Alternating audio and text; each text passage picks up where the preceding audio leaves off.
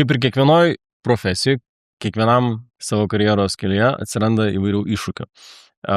Ir labai dažnai galima pastebėti, kad tai dažniausiai susiję klausimai būna, o ar man tai yra mano tikrasis kelias, tai ką aš darau. Tai šiandien mes ir šią temą, tik tai aišku marketingas, pardavimai. Mūsų kadangi tema yra į kūrybininkus orientuota, tai aš noriu pristatyti Kamilę, kuri yra MCC, tai Marketing Career Calibration.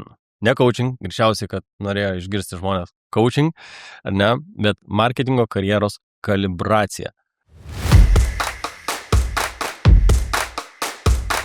Kamilė, tu šitą vietoj noriu, kad atsakytų man dar netgi prieš bendrą mūsų dėstymą, ką šios dienos epizodo žiūrovas sužinos naujo. Tai sveiki, vis pirma. Ačiū Sigita už pakvietimą. Tai ką sužinos naujo, tai turbūt nuoširdžias įžvalgas ir patarimus, ką daryti, kai nebežinai, ką daryti ir nenori rinktis kursų, bet nori rinktis savirefleksiją. Tai marketingo karjeros kalibracija, nuo ko mes ir pradėjom, gimė iš 12 metų patirties rinkodarai, gimė iš bendravimo su įvairiais žmonėm, papildė lektorystę įvairiuose universitetiniuose projektuose ir bendraujat su jaunimu, moksleiviais. Ir buvimas tarp dviejų tokių ašių leido man suprasti, kad visgi yra poreikis jauniem talentam, argi net vyresniem talentam, bet čia mes kalbam ne apie amžių, o kiek tu esi rinkoj, stabtelti ir pasižiūrėti, ar tu esi ten, kur nori būti, ar padaryti karjeros kažkokį restartą, arba kaip įeiti tą rinkodaros karjerą. Tai taip gimė šitas mentorystės toksai kursas. Tai šiandien ir pasakosiu, kaip aš iki jo atėjau, kokia mano karjeros buvo kelionė ir kaip galiu padėti šiandien tiek verslam, tiek žmonėm susikalibruoti ir padaryti maksimumą iš savo karjeros. Supratau, ir labai įdomu, nes vis būna, kad pamatau kokį nors įrašą, tarkim, tose populiariosiuose grupėse, Facebooko, būna kitą kartą marketingistai, kiti freelanceriai dažniausiai vis dėlto, ieško partnerysčių, ieško kažkokių, tai žinai, klausimų atsakymų ir panašiai, ir būtent tavo sritis yra tokia gan nišinė ir dar nauja. Tai nes, jeigu kalbant, čia kaip labai dažnai tas yra išsireiškimas coachingas, ar ne? Visi galvoja coachingas. Tai, bet, žinai, coachingas yra toks dalykas, kur, labai išpopuliarėjęs ir jau kitą kartą pakritikuojamas gan neblogai, nes jo kaip ir galbūt per daug. Žinai, kaip sakant, perskaičiau 2 knygas, 3 parašiau. Kartais net ir taip jau būna.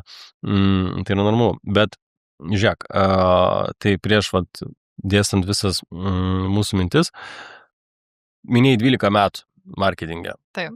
O kaip pati pradėjai? Kas pas tave buvo starte?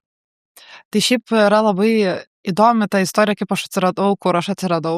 Ir šitą refleksiją aš jau dariau prieš ruošiantis vienai savo paskaitų moksleiviams, kur aš ateinu ir pasakoju apie reklamos užkulsius. Jo.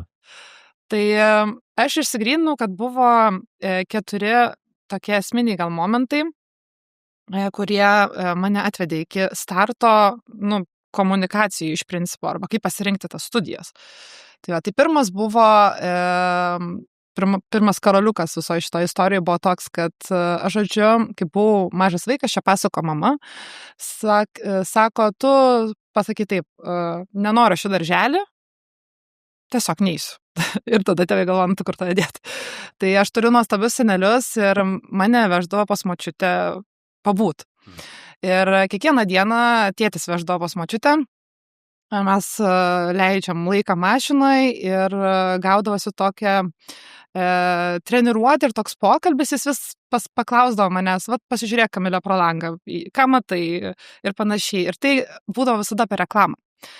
Iš mašinos labai yra patogu žiūrėti reklamą, nežinau, ant troleibusų, ant lauko didelių stendo reklamų, stotelėse, prie parduotuvių ir panašiai. Ir jis mane taip žaidybino pasižiūrėti tas reklamas, klausdavo, o kaip tu supranti, o kaip tau spalvos, o kaip tas tekstas, nes pats mano tėtis šiaip labai turi didelę kūrybiškumo tą pusę. Ja. Ir kas būdavo mums žaidimas ir toks lengvas pokalbis ryte, nežinau, pramerkus tik akis, tapo iš tikrųjų mano pirmąją tokią įžvalginę refleksiją ir analitiką žiūrint į reklamą. Ja. Ir, pavyzdžiui, tėtis sakytų, aš nesuprantu, kaip čia taip tas tekstas gali būti toks nelogiškas arba parašyti, nežinau, pavadinimą ir nenurodyti svetainės logiką mes kvestionuodavom. Tai pirmas buvo toksai, kad mes kiekvieną dieną važiuojam ir turim kažkokią reklamos mini apžvalgėlę. Tada antras turbūt dalykas, faktas, visi filmai, serialai, kurie vyko New York'e, nuo Mad Men'o iki, nežinau, Sex and the City, kur tu pamatai, kaip žmonės gyvena apsupti brandų, nežinau, nuo vakarėlių iki pristatymo, kaip vergauja brandam arba brandai vergauja savo šitam vartotojai. Tai žodžiu, labai kultūra šitą mane įkvėpė, nes man patinka estetika, man patinka įspūdį padaryti, man patinka, kodėl aš su brandais dirbu ir su rinkodara, pasakotas istorijas, nes tai yra brando magija.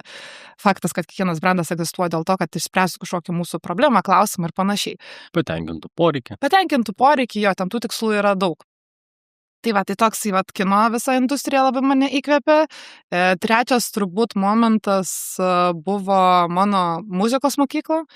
Tai 12 metų tėvai irgi padarė gerą sprendimą, užrašė mane pagrot fortepijonu ir taip gavosi tikrai stipri mokykla, nes aš buvau toks pakankamai hiperaktyvus vaikas ir man muzikos mokykla davė pirmą tai labai didelį discipliną, požiūrį į darbą, kad niekas nesitinka tiesiog, nes kaip ta diena atrodydavo, tai nueini į mokyklą ir po to kitą mokyklą ir po to namų darbai ir tada pasiruošimas koncertam.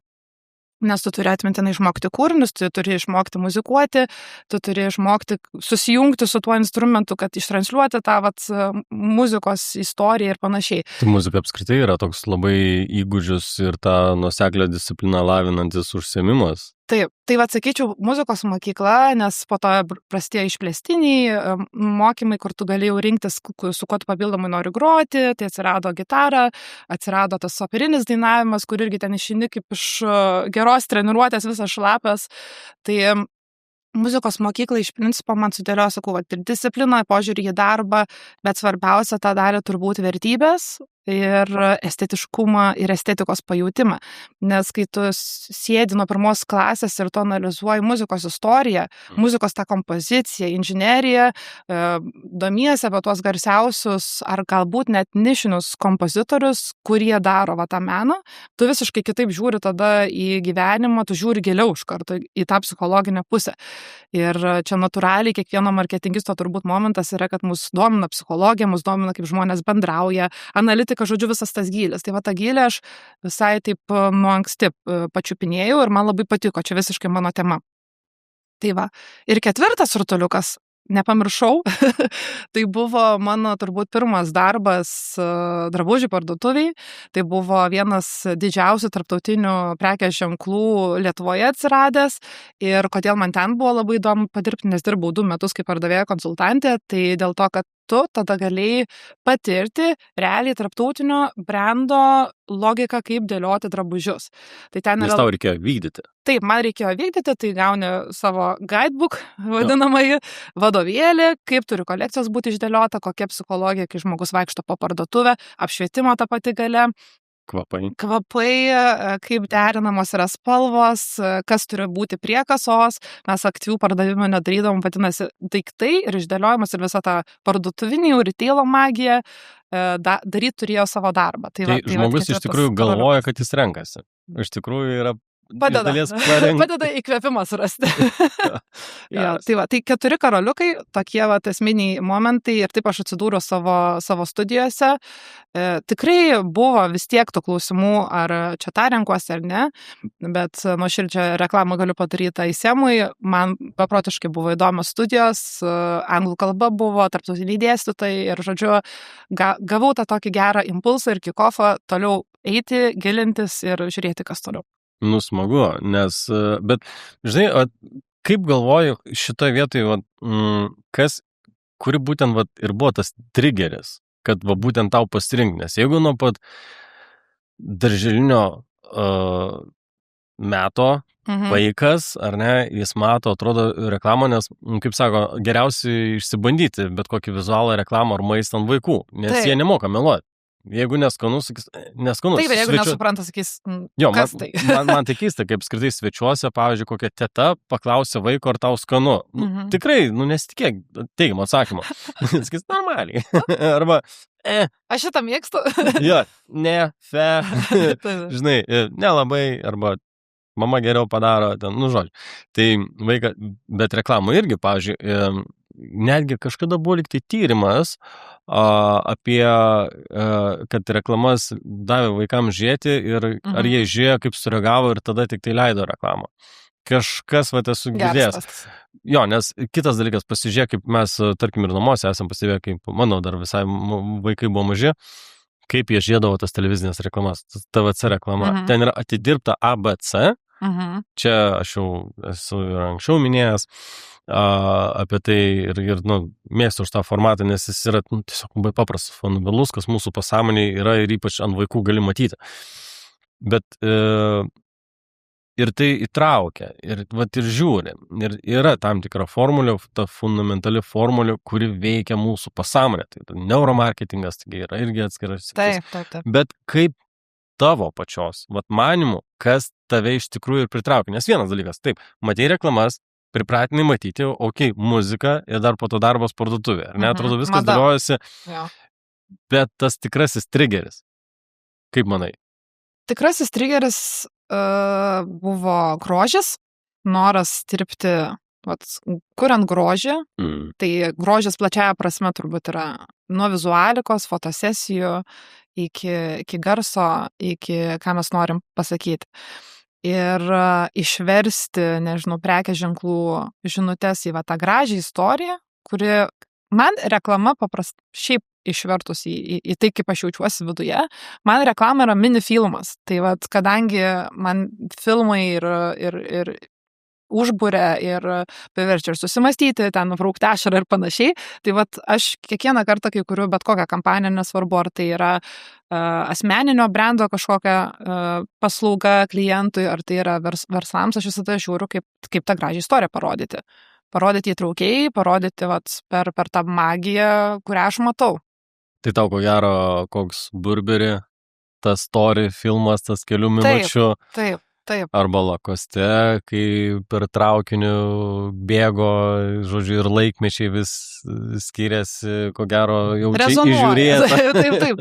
Labai patinka ir man apskritai patinka dabar koks trendas vyksta socialiniuose tinkluose, tai vadinamieji tie serialai arba kažkokios ištęstinės rubrikos. Tai ten, aišku, ne vien yra tik tai high aesthetic arba kažkokie premium vaizdai, bet turim puikių pavyzdžių ir elemini televizinių serialų ir panašiai. Tai man tas istorijos kūrimas, plačiaja prasme turbūt įdomu, grožio kūrimas ir Nes tu labai čia užkabinai tokį, kaip sakant, mano irgi nagrinėjama tema, kaip yra naratyvai. Tai aš taip apibrėžiu. Tai yra gal tiesiog mano susigalvotas mano išaiškinimas, kaip aš tai viską suprantu. Tai tikrai, nežiūrėkit, neieškokit, niekur tai neparašyta, bet tai nėra kažkokių įspūdingų, čia tik tai mano kalba pateikta, bet mes apie tą patį. Kaip tu sakai, tie serialai, ar ne, yra kinas, pastebėkim, kas yra tikrai influenceriai, ar ne, bendrai marketingo pasaulio. Tai yra vis tiek sporto, kino žvaigždės. Tai yra mano požiūriu yra didžiausi influenceriai. Trečia dalis yra savo srities ekspertai. Taip. Tai yra fanai savo srities. Taip, nesupykit, influenceriai priskirtas, kaip sakant, ir didesniai kategorijai žmonių tas influencinimas, ar ne? Bet kas iš tikrųjų daro įtaką mūsų kasdieniam vartojime, ką marketingas žiūri, tai būtent, jeigu tu žiūrėsi plačiai, mano manimu, čia yra mano teorija, kad yra visų pirma popkultūra. Taip. Mhm. Ta popkultūra, jos sąlygas ir diktuoja, kas vyksta sporte, kas vyksta kine, juk mes iš to daug ką pasiemam. Politika šiais laikais irgi savo memų pridaro. Taip. Tai čia vienareikšmiškai ir čia dabar šiuo metu vėlgi Elonas Muskas ir Rainiero situacija. Pamiršau vardą pavardę, Oreilį, liktai pavardė. Jo, bet kaip ir Rainieras išnaudoja savo 16 eurų skrydžio pardavimus, ar ne, iš tokios važintojos išrutulioja ir tai atrodo patapo vienu iš dėmesio centrų, ar ne? Taip. Ir taip nebijo. Ir tai, ką dabar daro Rainieras, iš tikrųjų jau kuris laikas daro Fantazijos LT. Tai yra atsidūrimas kontekste ir susitapatinimo tas momentas. Taip, tu gaudai tendencijas ir tu jas išnaudoji. Bet žmogus, tai taip, vienas dalykas jis gyvena pagal tendencijų pasaulį, bet kitas dalykas yra formuojamas tas įvaizdis, ar ne? Ta siekiamybė, sakykime, mes vis tiek esam, kaip sakau, ankerių pasaulyje gyvenam, kad mums turi būti asociacijos. Ir tarkim, tai, ko aš siekiu, aš turiu matyti tą galutinį rezultatą. Taip. Tarkim, ar tai būtų sportinis automobilis, ten pinigai, namas ir ten moterų daug. Sakykime, vieniem, žinai, kaip sakant, mačo gali būti, žinai, toks įvaizdis. Moteriai, vėlgi, šių laikų moteris, nežinau, anksčiau galvodavo, yra vaikai, yra saugumas, yra namai. Dabar nežinau, koks yra vaizdas, iš dalies toks pats, bet iš dalies ir tas kažkoks naujas, ar ne yra.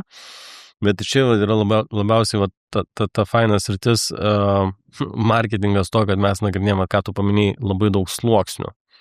Ir tu turi išmanyti ir pats būti gyvenimo būde tam tikram, ar ne?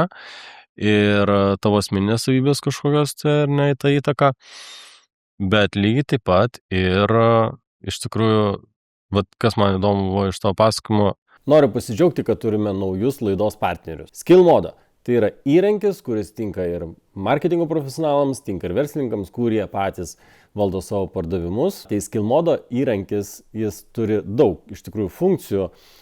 Viena iš man labiausiai patikusių tai Social Planneris, kur gali prijungti visus sos tinklus ir vienu paspaudimu ištransliuoti savo norimą žinutę į visus socialinius tinklus. Taip pat yra dirbtinio intelekto turinio generavimo patarimų. Ir analitikos įrankių yra daug įrankių visokių, bet jums daugiau papasakos lietuvių komanda, kuri dirba prie Skillmodo produkto. Bet ką aš čia daug kalbu. Yra galimybė savaitę pasinaudoti produktų nemokamai. Netrukite daug laiko, tiesiog spauskite šią nuorodą ir griebkite šį produktą naudoti nuo šiandien. Kad tu pasirinkai būti valdymo pusiai, valdančiojo pusiai. Nes tai, kad tu pasiėmei, ar nebuvo, pavyzdžiui, toks dalykas, kad tu nori, tau patapo, nežinau, ambicija valdyti visą tai, ką tu matai, kas yra valdoma. Nes tu tam tikrą prasme, nuo pat mažo amžiaus jau pastebėjai viską iš šonų. Tai ar esi labai kontroliuojanti procesus? Ar kontroliuojanti procesus? Ta prasme, mes čia žiūrim per kurią prizmę, jei gali patikslinti. Tai, pavyzdžiui, apsiemi projektu, ar ne? Ir kiek tau yra, tarkim, vienas dalykas yra dėl kaifo, kai, žinai, esi toje erdvėje ir jautiesi bendra, ar ne? O kiek nori būti toje įtakoje, ar ne, ir suformuoti ir kažką savo įdėti. Supratau. Tai toj valdytojo pusėje, sakykime, nebuvo aš visą laiką. Ta prasme, mano karjeros pradžia buvo nuo praktikantės pozicijos ten ir panašiai, ir besimokant, kaip daryti dalykus nuo, nežinau, e-komercijos iki naujienlaiškių siuntimų, iki reklaminių kampanijų, tada iki teliko kampanijų ir panašiai. Tai tu reklamai niekada nesi vienas, kaip ir turbūt didžiojoje gyvenimo situacijų ir panašiai. Tai faktas, kad kiekvienas rinkodaristas arba žmogus, kuriantis turinį, palieka savo kažkokį braižą, tokį impulsą arba savo tą brando matymo potencialą kažkaip realizuoji. Bet tu negali užkontroliuoti daugiau negu leidžia brandbookas, kiti sprendimų priėmėjai, kurie dalyvauja visam tam procese, nes marketingo vadovas arba vadybininkas nėra vienintelė grandis. Tai vis tiek mes esam, sakykime, verslo siekianti organizacija tikslų. Tai, Tikslas yra pardavimai. Tikslas yra pardavimai. Tai niekada nesi vienas atsakingas už galutinį rezultatą. Bet jeigu žiūrint per kūrybinės mintis ir panašiai, tai tikrai yra puikus bendradarbiavimo modelis, bendradarbiavimas kūrybiniam agentūrom arba ten, nežinau, vidinis brainstormas, bet tai vis tiek yra kolektyvinis nuopelnas. Tai taip, tu gali pasirinkti, būdamas, tarkim, prekės ženklo vadovas arba įvaizdžio vadovas, kurią iš 5, sakykime, idėjų pasiūlytų tau strategiškiausia yra įgyvendinti. Nes tu matai, kaip prekės ženklo platforma vadinamoji dirba, veikėjai kažkokie, arba tu jauti tą prekės ženklą, koks jo yra archetipas ir kuri ta idėja geriausiai emociškai perteiktų. Tada trečias kriterijus yra įžvalga, tai kaip ar iš tikrųjų papasakoji tu apie savo produktą per tą susitapatinimo relatability kampą. Tai vat aš galiu, ką pradėjau pasakoti, tai yra tokia vidinis kompasas, pagal ką tu priiminėjai sprendimus būdamas savo marketingisto roliai, bet tai niekada nėra vienintelis vieno žmogaus šou sukontroliuoti reklamos galutinį vaizdą. Bet tu galų gale gauni statistiką ir pamatai rezultatus. Ar teisingai tu ėjai? Kaip tada? Tai kaip reaguojam į tuos postkampynus? Statistika yra tam tikras kaip savikontrolės mechanizmas, kaip aš sakau, žinai, ir jis yra didžiausias teisėjas. Statistika skaičiai parodo per tam tikrus statistinius rėžius, kur tu gerai padarai, kas suveikia, kas nesuveikia. Taip. Nes labai daug sprendimų, nesvarbu, jeigu ir tu ir dirbi kompanijų, aišku, yra kompanijų, kur ypatingai, pavyzdžiui, automobilių pramonė, ar ne, ten labai nuslysti šoną net negali. Ten labai pagal raidę, aišku, ir su tam tikrais brandais, bet nenoriu minėti, bet, sakykime, aš esu bendravęs su vieno koncerno atstovais, tai marketingo specialistas sakė, čia, žinok, pabandysi, žinai, kitą kartą, labai yra priežiūra su ataskaitom dar iki to. Taip. Bet pavyzdžiui, yra, kur yra daugiau laisvės, ar ne, ir čia sakau, pagal tam tikrus rėžius tu gali įsivertinti, ar tu teisingai ėjai ir kaip gali patobulinti. Taip. Ir kaip taisyklė nėra tos, aš žiūrėjau vieną iš tavo interviu ir man labai patiko daug ten įžvalgų, bet viena iš to, kur tu niekada neturėsi 100% informacijos ir nebūtinai visada priimsi teisingiausias, kaip čia, patį teisingiausią sprendimą, nes jis toks egzistuoja. Tai bet čia grįžtam nuo filosofinės įžvalgos. Tai reklama vėlgi reikia prisiminti, kad yra viena iš sudedamųjų detalių viso verslo kontekste ir kampanijose. Tai jeigu mes žiūrim į kampanijas konkrečiai, tai reklamą, aš kaip vadinu, yra tas saldainio gražus papiriukas. Jeigu taip jau visiškai suprimityvinant ir sudedant taip į dalis. Kas yra saldainio viduj, tai yra kokybė, tai yra produktas, tai yra klientų aptarnavimas ir daug to brando DNR, kas stovi už tos reklamos.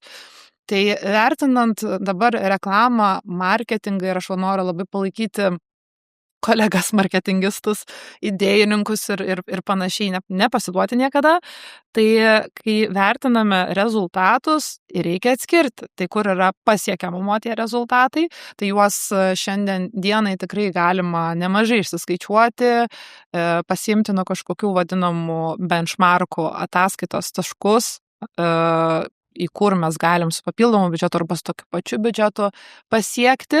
Ir tada kita dalis yra realūs tie pardavimai ar bet koks kampanijos tikslas, ką mes norim padaryti. Ar pritraukti žmonių į restoraną, ar parduoti per e-shopą ir panašiai.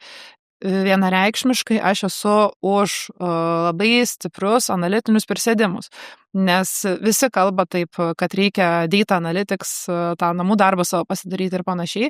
Kartais norim greičiau sureaguoti, priimti greičiau sprendimą ir apeinam, arba ne tiek giliai užeinam į tą analitiką. Pradedam patys rinkti duomenis. Jo, per veiksmą. arba vadovautis, neduok dievę, nuogirdomis kažkokiomis, kad man atrodo kažkas sakė, kad taip yra, o taip iš tikrųjų nėra. Nes kai ką mes galim intuityviai jausti, galim turėti nuomonę, bet nebūtinai ta mūsų nuomonė ar to burbulo, kur mes esam, socialinio rato yra ta tiesa, kur yra, sakykime, prekės ženklas, verslas arba panašiai. Tai va, tai atsakant į klausimą, reikia tikrai apsibriežti, ką mes matuojam.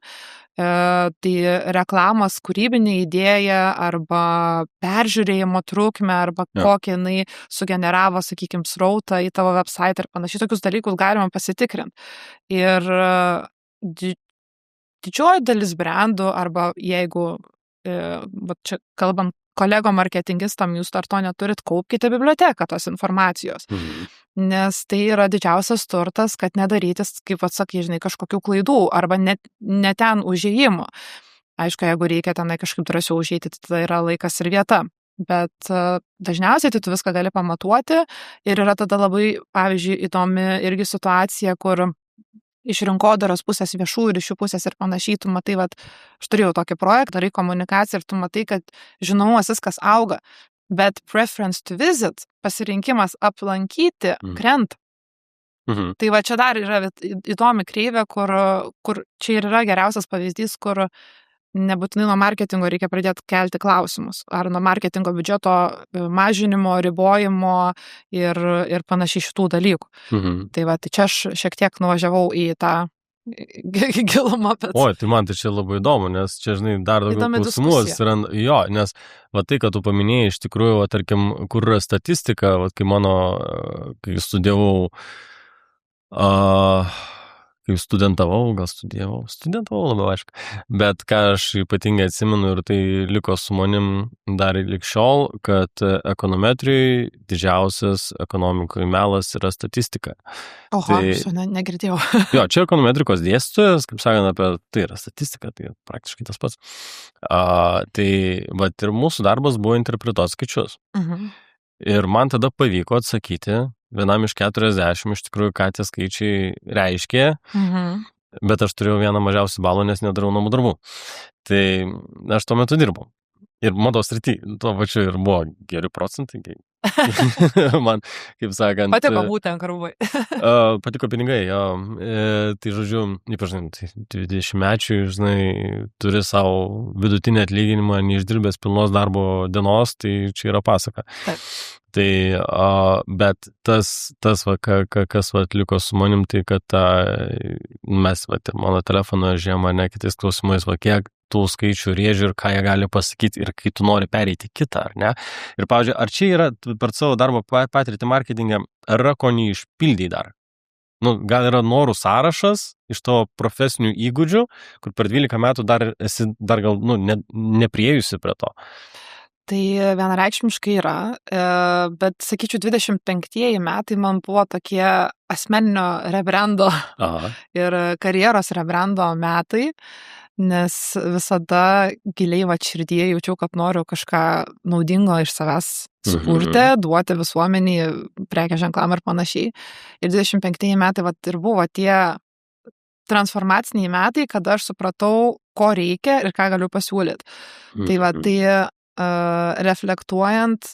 Jeigu jūs turite vaikų arba patys domitės baltų mitologiją, šie 2 leidiniai yra puikia dovana savo arba savo draugų vaikams arba savo draugams, kurie domisi šiek tiek kartais mistiniais dalykais arba senais įsitikėjimais. Bet kuriuo atveju apie baltų mitologiją sklanda daug legendų, mitų, daug istorijos yra parašyta ir mes išleidome šios leidinius.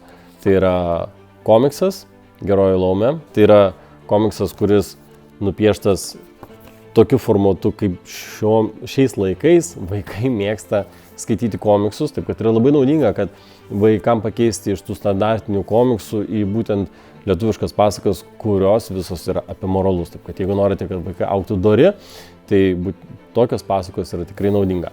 Kitas leidinys yra senosios žinias pamokas. Tai yra būtent tiem, kurie nori turėti gilesnį ryšį su gamta, tie, kurie apie sąmoningumą. Tai yra mūsų protėvių tikėjimo pradžiamokslio knyga. Virš 20 pamokų, kurios yra labai naudingos. knyga nėra labai didelė, nepilnai 200 puslapio ir joje yra parašytos pagrindinės pamokos, kurios yra reikalingos, jeigu domitės senaisiais tikėjimais. Ta senoji versija sakytų, kad labai norėčiau išvažiuoti į užsienį, padirbti su dideliu mados prekės ženklu, jų naujos kolekcijos leidime prie kampanijų, fotosesijų, žodžiu, pajusti tą ir velnias dėvi Prada visą momentą, nes mados industrija, sakau, labai imponavo ir aš kažkaip, kai pradėjau savo pirmus tos marketingo karjeros žingsnius, tai ir įsivaizdavau, kad ten ir dirbsiu. Bet taip likimas susiklosti kažkaip ir aš visiškai pasitikiu savo vidiniu kompasu, nuėjau po to iš mados tiesiog į platųjį marketingo pasaulį. Tai va, tai sugrįžtant prie klausimo, kadangi buvo rebrandas ir pas mane buvo labai nemažai laiko skirta tai vidinės energijos tokiam išgryninimui, sustatymui ir suvokimui, kad tai yra naujas etapas ir kad tai yra laikas galvoti naujas svajonės. Tai aš dabar esu labai tam įdomiam ir jautriam periode, kur aš iš tikrųjų iš naujo galvoju svajonės. Aha. Tai va, tai atsakant į klausimą, aš esu dar pasirašymo fazėje, aš negaliu to dabar pasakyti, bet kas man patinka viduje ir ką kalbu šiais metais ir kalbėsiu savo asmeninėse LinkedIn paskyrose ir panašiai, tai apie tą vat kūrybinę energiją, kaip ją vystyti, kaip kurti nebūtinai projektus dėl monetizacijų, bet dėl savo gerbuvio, nes ta šypsena, sako, vat, kaip suprasti, ar veikia, tai kai šypsena yra. Tai vat man tas vidinis šypsenos ar išorinės šypsenos momentas, jisai atkeliavęs ir sakau, aš dabar svajoju ir noriu, kad ta kūryba tiesiog skleistusi maksimaliai, kiek tai gali. Na, tai va čia, žinai, gerai, kai esi ne meno srity, nes, kaip sako, menas gyvuoja, menininkas ne, o marketingui... Yra niuansų. O marketingui iš emocijos dar padarysi pardavimą, tai laimingas būsi 2 kartus. Bet kuriuo atveju, darbai projektai, kurios teko dirbti dėl pragyvenimo, tai vis tiek tokių teko, ar ne? Nu, nebuvo visą laiką, taigi ta viena srovė, kurią tu labiausiai mėgsti. Šiaip pirmas darbas ever, kuris nenugulė mano, nežinau, CV aprašymą, buvo darbas restorane, kaip padavėja. Tai realiai vienintelis buvo darbas, kuris buvo ne pagal kažkokį profesinį pasirinkimą arba poreikį turėti pirmas pajamas. Toliau man kažkaip, nežinau, nebuvo nei vienos tokios situacijos, kur reikėjo dirbti dėl pragyvenimo, bet ką turiu omeny, kad aš visada padarau savo tos namų darbus, kur aš noriu eiti ir būti. Aš niekada neinu prieš savo vidinį jausmą ar vidinę valią arba kažkur, kur reikia būti. Aš kažkaip faktas, kad aplinkui mane buvo labai daug ir mentorių ir mano mama labai sąmoningumo keliu eina ir mokė mane, kaip atpažinti, kur tau reikia būti. Tai nei viena mano karjeros stotelė nebuvo orinė kažkokia.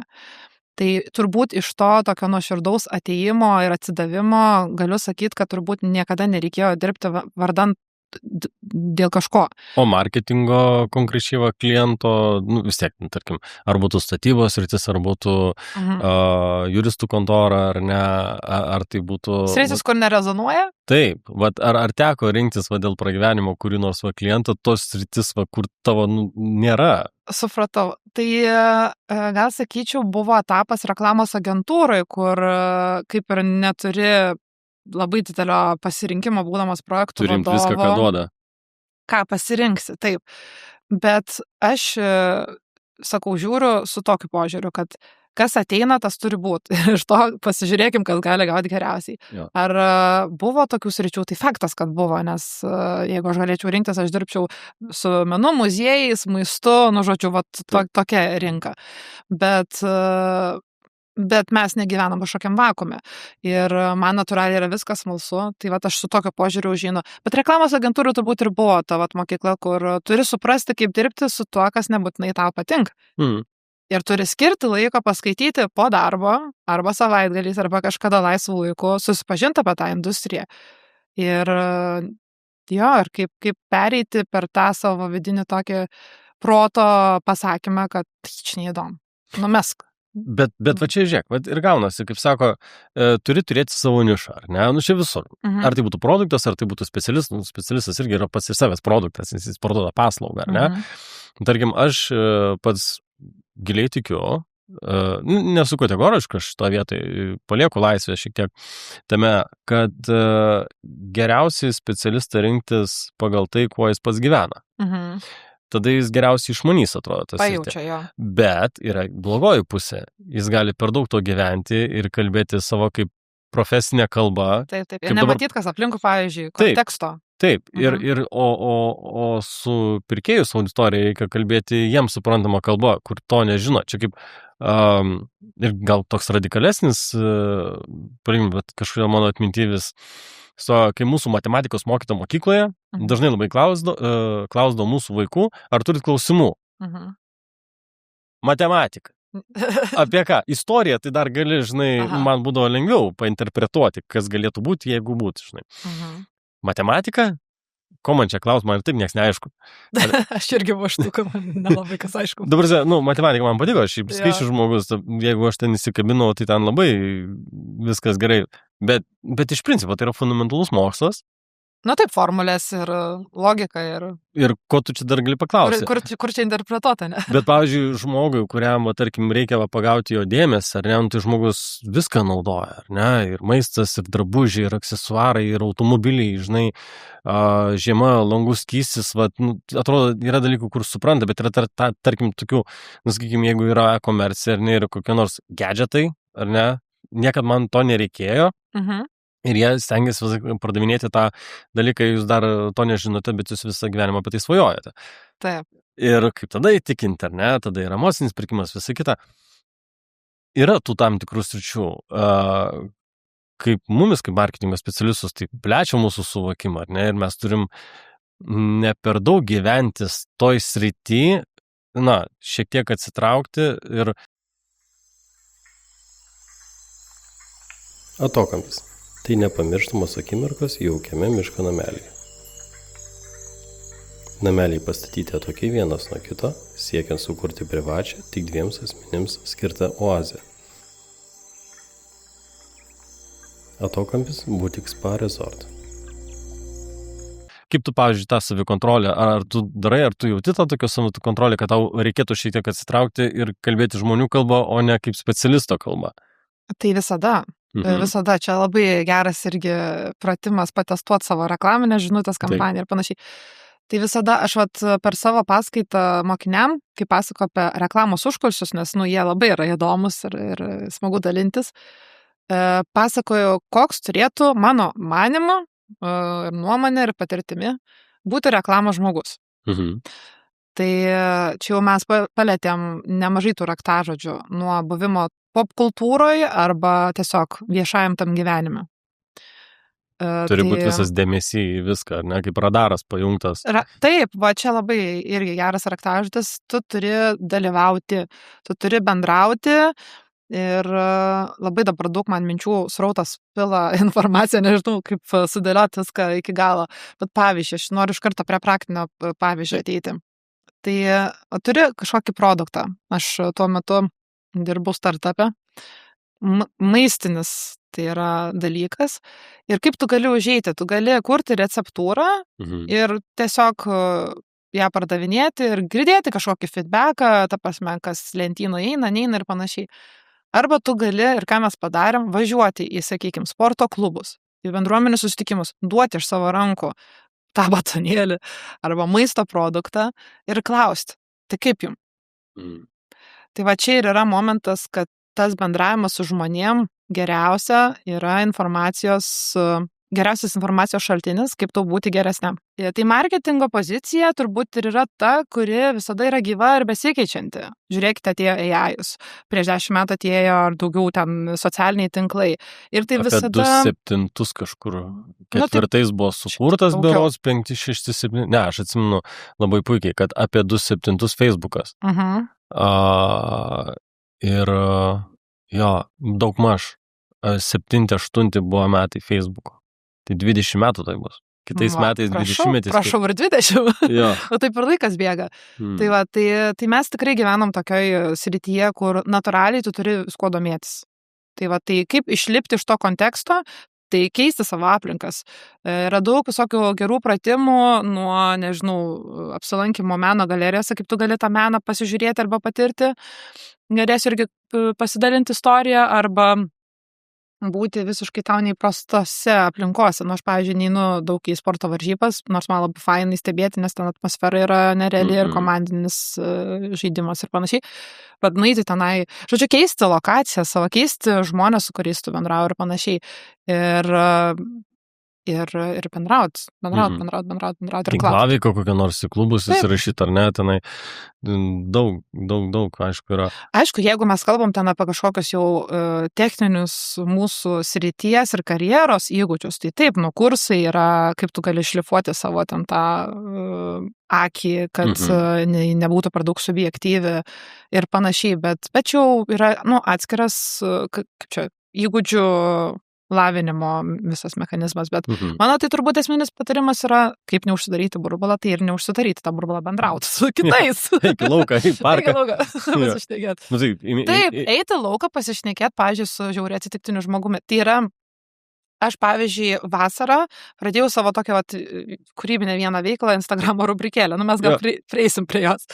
Bet jos dovana man, to darimo, tos rubrikėlės, man taip atvėrė kažkokį klodą mano smegenyse, kad aš vis pirma tai niekad nebuvau to darius, bet kai pradedi daryti ir pokalbį megzti apie gilesnius, sakykime, reikalus, jautresnius, intimesnius, su visiškai nepažįstamu žmogumi, tu kažkaip taip perlauži bendravimo ir komunikacijos tą dimensiją, kad tu supranti, kad kaip susidomu yra pašnekėti. Ir aš tampu turbūt savo seneliu, kuris, dabar su bet kuo gali šnekėti, istorijos liejasi ir tai yra vienas gražiausių kontaktų mūsų žemėje. Yra bendrauti. Tai mes prie to prieisim, bet pirmą pasidalink to pratimu, kur buvai paminėjusi. Galerijos buvo žodis. Jo, tai čia priklauso nuo tos vietos, kur tu toj galerijai būsi, kokioj. Tai čia mano asmeninė patirtis buvo Rygoje ir tu ne visur tą gali iš tikrųjų daryti. Čia nėra tas toksai techninis pratimas, kur išsirašyk 10 rolių ir priskirk. Pratimas misija Ryga. Misija Ryga, šiaip jo. Varėm į šiuolaikinio meno muziejų, kur vyko labai įdomi paroda ir jinai vadinasi 1 minutės skulptūra. Ką tai reiškia? Mes įpratę ateiti į muziejų, kur viskas, pakankamai sterilu, negali nieko liesti, pasižiūrėti geriausia gali. Tai tenai buvo paroda, kuri tave kvietė pabūti skulptūrą. Ir ką tai reiškia? Ateini į eksponatų erdvę ir prieini prie vieno ir tu turi tenai instrukcijas parašytas, ką tau dabar kaip parodos lankytojai reikia padaryti, kad tu išjausim tą meno kūrinį. Ir vidinis, kas pasirodo blokas yra, tu žiūri tas instrukcijas ir supranti, kad čia tikrai galima liesti. O čia ta akustika, čia aš pastumsiu kėdę, nes ten daug visokių buvo inventoriaus ir rekvizitų. Pastumsiu kėdę, tai čia dabar nuėdėšia visi atsisukščiai, į mane žiūrės. Žodžiu, toks, kodėl geras tas pratimas daryti, kas tau yra neįprasta, arba keisti savo buvimo vietas, bendrauti su žmonėm, yra, kad tu supranti, kiek pas tai yra blokų tokių intuityvių, kur jokių kitoj situacijų nepajaustum. Tai va, ir kaip tas patyrimas meno kūrinio buvo. Skaitai instrukcijas, gerai, tu nugali tą vidinį tokį chaosėlį, kad gerai, taigi instrukcijos parašyta, daryk tiesiog ir viskas. Tada reikia tau padaryti šokį įdomią pozą, užsidėti, nežinau, daiktą ant galvos arba pralysti pro kažkokį objektą. Žodžiu, realiai susilieti su to dalyku. Ir mintis buvo pagrindinė tokia, kad kai padarai instrukcijas, menininko viziją tą išpildai, tu šiek tiek užstingsti ir minutę laiko pabūni tenai. Tai labai įdomi patirtis. Visiškai taip jauti, kaip tavo vidus taip spraksi, nesupranti, iš pradžių baisu, po to fainai ir panašiai. Tai va čia yra labai įdomi tokia semi-performancistinio meno patirtis. Tada kita lietuviška, pavyzdžiui, praktika ir man labai ji patinka ir visus kviečiu ir reklamuoju, tai yra Mo muziejui, Mo mandiruotė vadinasi. Tai yra galimybė, bent jau kaip mes atsidurdom tose patirtyse, tai su savo komanda arba bet kokią progą užsirezervuoji ten 4 valandų, man atrodo, patirtis muziejui ir tau muziejaus jau kuratorė, ta gidė tos pramogos paruošia 2 valandų maždaug programą. Kas toj programoje yra? Tai ne tik yra papasakojimas apie meno kūrinį, istoriją, kontekstą, kodėl jis yra svarbus, kodėl jis yra šitoj parodoj. Ne, ten yra žaidimai padaryti. Man tai čia yra visiškai mano tema. Ir, pavyzdžiui, sugrupuota po 2. Žiūri į paveikslą, reflektuoji. Pavyzdžiui, sako, išrink paveikslą, kuris ten, nežinau, tinka tavo draugui, kolegai, kuris geriausiai reprezentuoja jo vidų. Tai ypatingai yra įdomu daryti su darbo kolegomis, kaip skirtingai jie tave mato, nes kai tu darai su artimai žmonėm, vėlgi yra kitas matymas. Po to įdomi praktika yra, nežinau, užriša tau ant akių raištę, arba pats užsimerki ir tu turi savo draugą arba kolegą vesti prie kažkokio meno objekto ir tada jam papasakoti. Ir tu tada treniruojasi, kaip tu turi nupasakoti, sakykime, ką matai žmogui, kaip įmanoma detaliau. Ir čia yra labai geras pavyzdys, kaip skirtingai mes matom dalykus. Taip. Ir labai buvo juokinga žiūrėti į save, čia jau per tą save kritiškumo pusę, kai sako, tu pasakoji apie tą meno kūrinį, ką matai, pasakoji detalės, pasakoji faktūrą, pasakoji spalvas, jausmą, atrodo viską papasakoji.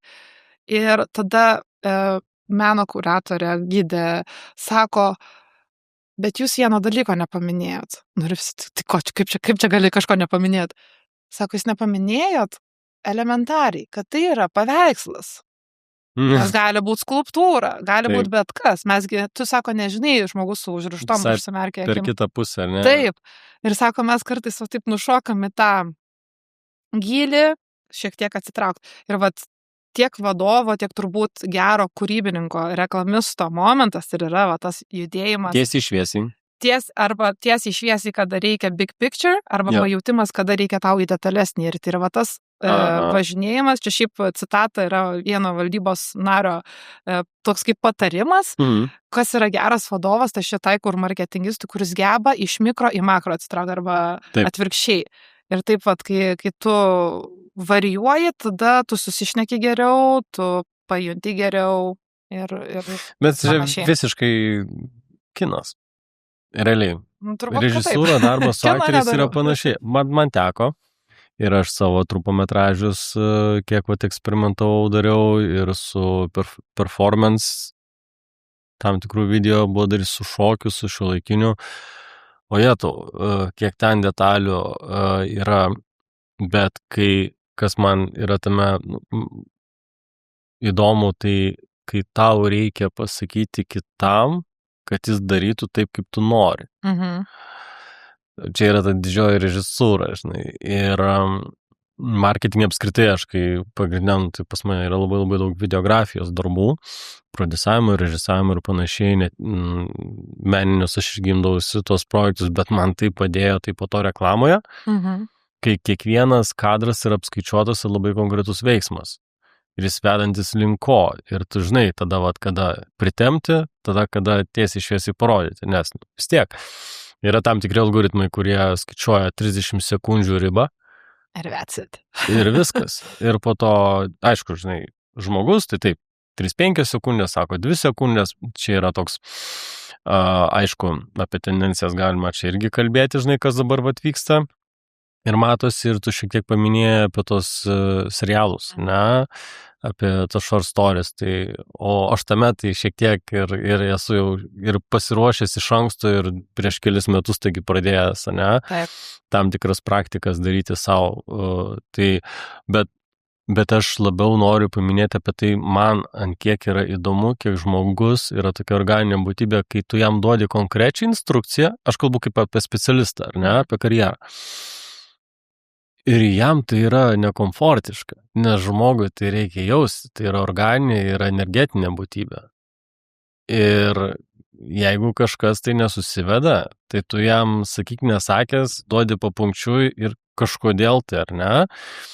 ir kas yra prie mūsų bendrosios temos apie tą savikontrolę. Aš taip įvardinu. Ir čia man yra toks, mistinis dalykas, tas filosofinis, labai stipriai, o kaip aš tame visame, žinai, ar aš esu susilygiavęs, ar man čia kaip yra. Ir tarkim, tu pati, ką jau pradėjai minėti, tai galiu pasakyti, Certified Crush. Būtinai, pažiūrėkit, nuoroda bus aprašyme po šio mūsų video įrašo, ne? Tai ir kaip čia gavosi, kad toks, ar tai buvo netikėtas atradimas, ar tai buvo tavo planas, kaip jis, iš kur jis gimė? Buvo visiškai netikėta. Tikrai, disclaimeris paprastas. Tai kaip gimė ta rubrika, tai pirmiausia, turbūt reikia pradėti susivienodinti, kas nematė. Tai nes čia yra kaip ir praeitų metų, atsiprašau, pasitiksinu, ir čia ant tavo to lūžio, to vidinio. Tai atsirado. Taip. Tai aš papasakosiu istoriją, kaip prie to lūžio priėjau. Tai Certified Crush yra Instagramo rubrika. Buvo apie 2,5 mėnesio, man atrodo, periodas to transliavimo, sakykime. Tų epizodų, kada kūriau, ir tai yra rubrika apie modernę meilės istoriją, pasimatymų istoriją ir viskas, kas yra aplink šitą temą. Tai jinai tikrai gimė netikėtai, bet gimė iš labai tokio ilgo, pakankamai kelio, tai kas aš esu ir kas man yra kūryba. Mhm. Tai turbūt visa pradžia yra nuo to, kad dažnai girdėdavau ir tai yra momentas, ką reikia pagalvoti, kad žmogus sako, perdegiau, išsisėmiau, nebeturiu tos gyvybinės energijos ir panašiai. Ir kai dirbi kūrybinį darbą, tu visada turi rūpintis, kaip pasirūpinti tą vidinę energiją, iš kurios tu kuri. Tai vieniem yra sportas, kitiem yra mityba, kitiem yra N+K dalykų. Ir man taip gavosi, kad po 12 metų aš pasiekiau tą jausmą vidinį, kad aš nekuriu savo nieko. Mhm. Ir kūryba vidinė, man po 12 metų marketinge, arba ties 30 mečių, tapo momentas, kur išgirdau labai, labai ryškiai, kad reikia kažką kurti savo. Ir čia labai įdomus momentas buvo, kad visą gyvenimą atrodo, kuri prekės ženklam, kuri tas istorijas kitiem. Ir natūraliai tiesiog man atėjo laikas pagalvoti, o kaip aš noriu kurti savo, pavyzdžiui, turinį. Nes aš turiu begalę idėjų, kaip ir turbūt kiekvienas žmogus, kuris nori kažką įdomaus nuveikti. Tai ir tada toks vidinis momentas buvo, kad tai nuo ko pradėti, ir kas man apskritai yra svarbu, nes taip sutapo, aišku, kad ir viduje toksai gal resurso buvo išsekimas, ir turėjau labai gerą pokalbį su HR, kuris sako, nes pergyvenau ten dėl dalykų darbinių ir panašiai, ir sakau, aš nebežinau, ką man daryti, kaip surasti tos vidinės stiprybės, varyti toliau. Ir jis sako, labai paprastas pratimas, čia vėlgi rekomendacija žiūrovam, kas nedarė, tai yra išsirašyti savo gyvenimo rolius. Šiai akimirkai. Tų rolių yra įvairių. Tai yra ten dukra, pusseserė, darbuotoja ir panašiai. Išsirašai tas roles. Tada prie tų rolių priskiri, bet nemeluojant, ta prasme, nuoširdžiai surašai. Ne tai, koks norėčiau būti, bet koks esi tu šiandien dienai. Bitch.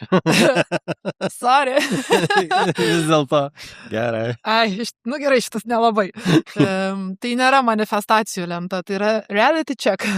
Realybės patikrinimas. Tai įsirašai tas rolės, nepriskirstai, bet priskiri kažkokį procentą iš 100, kiek kiekviena rolė užima tavo gyvenime. Mhm. Tai pasiemi 100 ir ten 20% prie šitos rolės, 20 prie kitos, 35 ar kažkokia. Ir bendra suma visų tų rolių turi būti 100. Ir sako, kai tu padarysi šitą pratimą, suprasi, ką tu daryti toliau. Ir galvoju, čia geriausias serialas. Ta prasme, man reikia šito pratimo, nes sako, tu nušvisi. Ir tai yra tik vienas pratimas. Aišku, aš mentorių ir pagalbininkų, kai būna sunku, turiu ne vieną. O tu šitą supratai šio pratimo naudą, kai padarei ar kai išgirdai?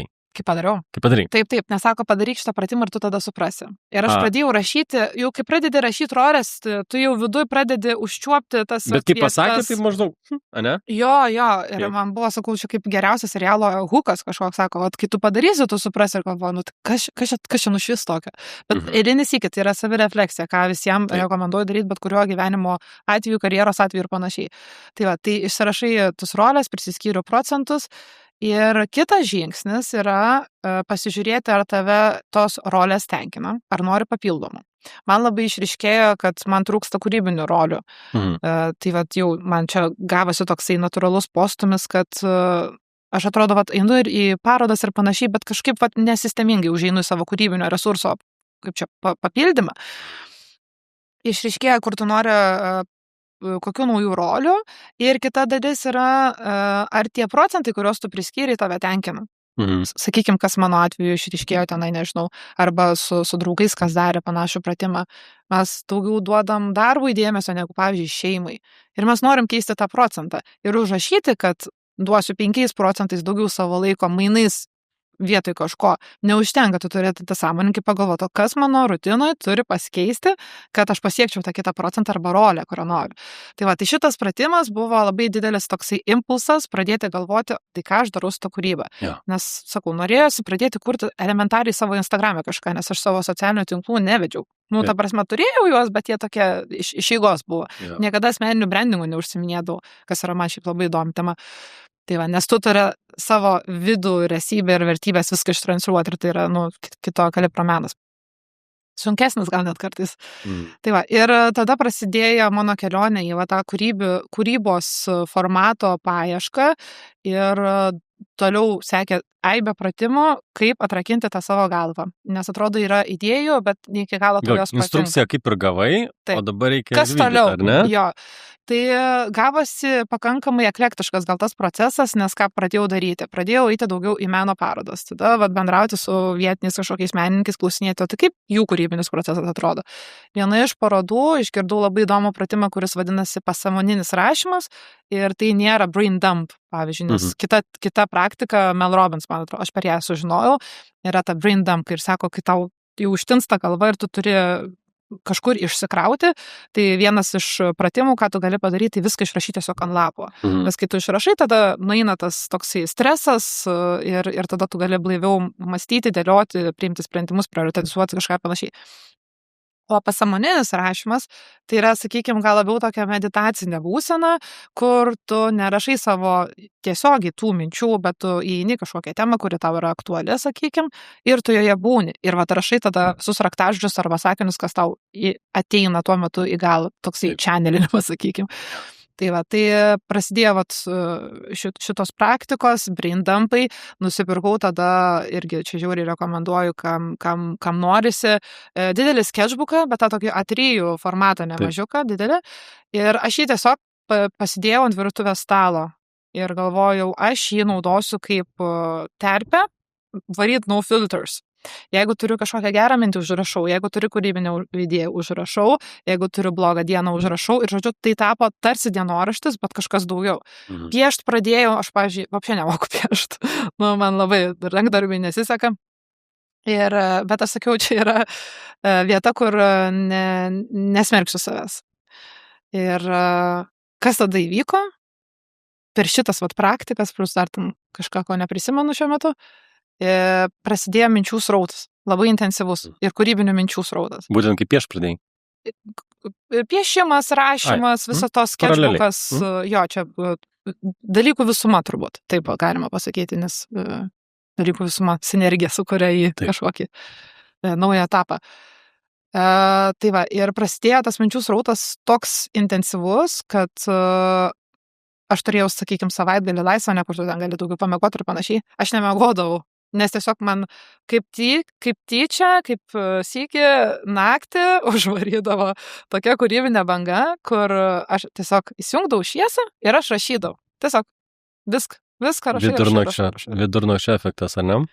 Kažkoks toks, jo, naktinis režimas įsijungdavo ir jis labai yra jautrus ir jis yra labai įdomus. Ir pirmą kartą gyvenime aš pajaučiau čia angliškai pasakysiu, gal tu žinosi lietuviškai, tą creativity, overwhelming creativity, kur tau tiek plaukia idėjai, nes koks mūsų stygius, kad tenai mes neturim idėjų, mes kaip čia padaryti, kad būtume kūrybiškesni. Aš tai manau, kad visi mes esam kūrybiški, bet reikia tos savirefleksijos ir kažkokio tokio prieimo prie savo minčių. Tai man tiek daug tų idėjų ėjo, ką aš galiu, tarkim, ar Instagram, ar šiaip ten, nežinau, verslo idėjų piltis, kad buvo tiesiog aš suglumau. Tai ką daryti ir aš nežinau, kas pas mumis šneka, arba ką man skaityti, kaip tvarkyti su to idėjų pertekliu. Ir galų gale ką daryti. Ir ką daryti, kaip išnaviguoti, kaip susidėti prioritetą, planą kažkokią. Šiaip apskritai esu toks organizuotas plano žmogus, kur aš pasako, ką reikia padaryti, man iš karto planas, terminai, tokia mano yra turi matyti darbotvarkę, ar ne, visam? Jo, ir dar va čia papildant marketingo karjeros kalibracijų, kai šnekėsi, tarkim, su jaunais turinio kūrėjais, kurie tik pradeda savo veiklą, pasirodo, tai yra opi problema, kad sakau, kaip tu sekasi kurti. Gerai, sakau, turiu mėnesio planą, jo turiu, o tai kaip pavyksta įgyvendinti? Nepavyksta, sakau, tai kodėl? Tai dėl to, kad sako, aš arba prisiplanuoju per daug apimties, kiek aš tam turiu stories padaryti, reelsų ir panašiai, arba mane išmuša creativity idėjas, ta prasme.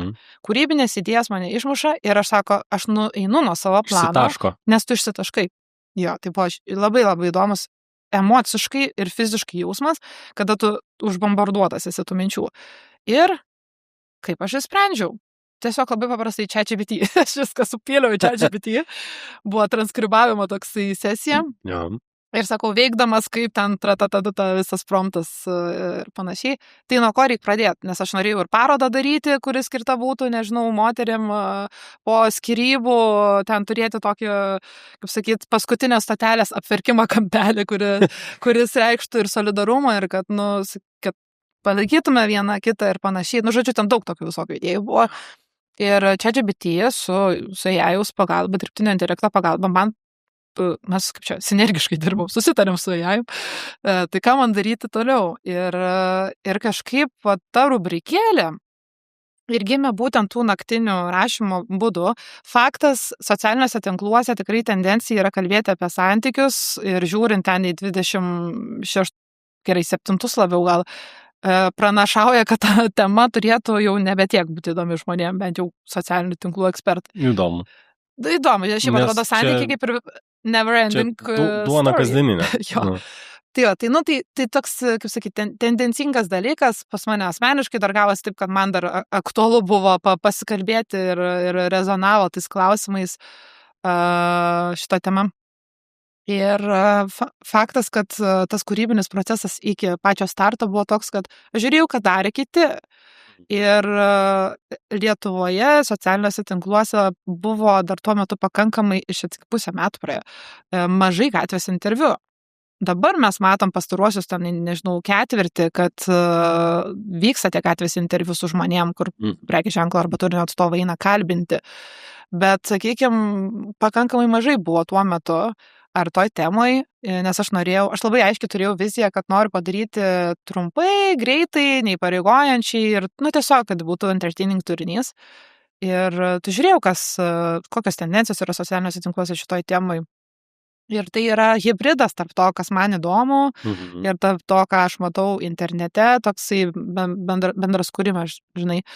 Ir tada kažkaip čiut apdėliojau struktūrą tos rubrikos arba ką norėčiau pasišnekėti su žmonėmis, nes mėgstu pasiruošti, bet visa kita buvo paremta ant all-in. Tiesiog aš noriu pabandyti, man šita tema yra įdomi, aš nestatau jokio lūkesčio tapti nuomonės formuotoja, turinio kūrėja, aš nesiekiu monetizuoti, ta prasme, aš darau viską, ko aš nedaryčiau darbe, ta prasme, aš nekėliau savo lūkesčio toj kūryboje. Ir kai šneku apie kūrybą arba tą vidinę tokią eksperimentinę, kur eina su lengvumu, su tavo intuicija, su pašaukimu, nedėkit lūkesčių, kad tau reikės parduoti. Ten, nežinau, netapyk paveikslo galvodamas, kad tau reikės parduoti. Tiesiog kurk be kažkokių didesnių lūkesčių rytojui. Čia aš labai suprantu, nes aš, pavyzdžiui, kai kūriau savo produktus, ne, video produktus. Vienas tokių pirmesnių buvo video portretai. Man fotografija patinka dėl to, kad labai man padėjo lavinti akį, kai noriu nufilmuoti kažką gražiai, nes čia kaip visą laiką galvoju, įsivaizduoju, tai vaizdą, paimi kamerą ir galvoju, nu taigi nesąmonė, ne, bet ir man fotografija šitoje vietoje labai padėjo. Tai ir kadangi dirbau irgi nemažai buvo su mados turiniu, tai sakau, padarom video portretus. Tai, o po to išėjo mano video poezija. Šitas tai, kai papasakai apie video poeziją, aš galvoju, o Jezu, kaip aš nemačiau anksčiau. Ir kas man čia buvo, dėkui,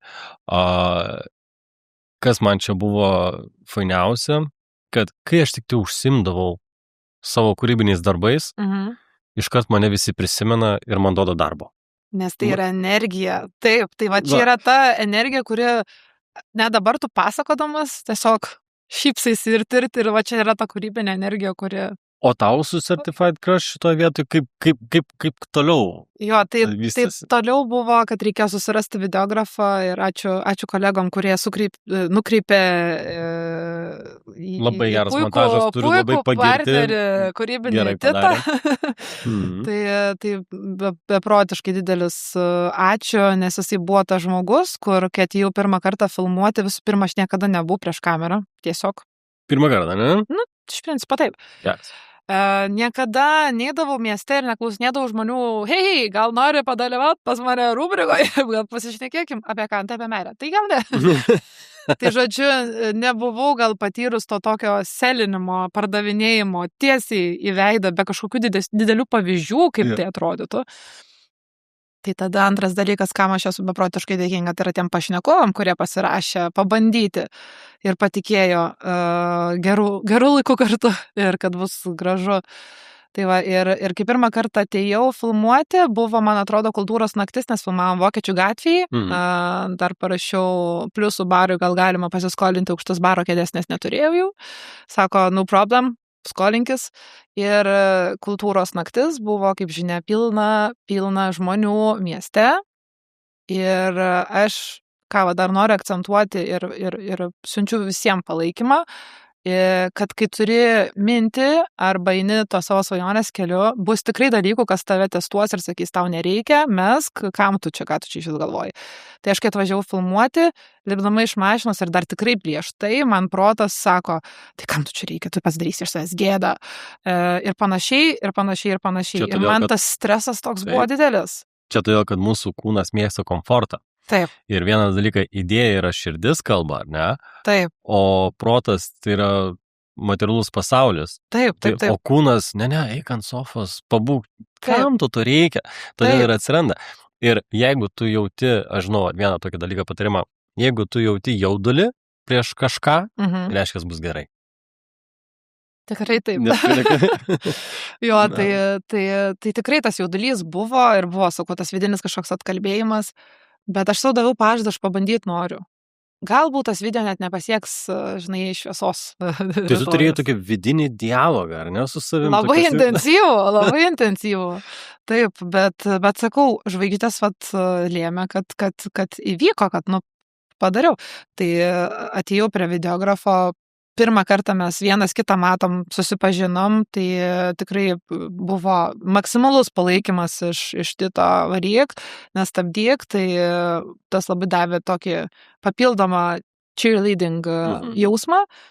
Ir mes tada nufilmavom ir buvo labai įdomu stebėti pačią save, kaip aš pamesdavau laiko nuovoką, nes aš labai įsitraukdavau, tada vis tiek reikia klausyti, reaguoti, tada dar nepamiršti kamerą, pasižiūrėti, ar pagalvoti, ar gerai atrodau, ar čia įdomu iš viso aš šneku, ar juoką. Žodžiu, labai daug klausimų.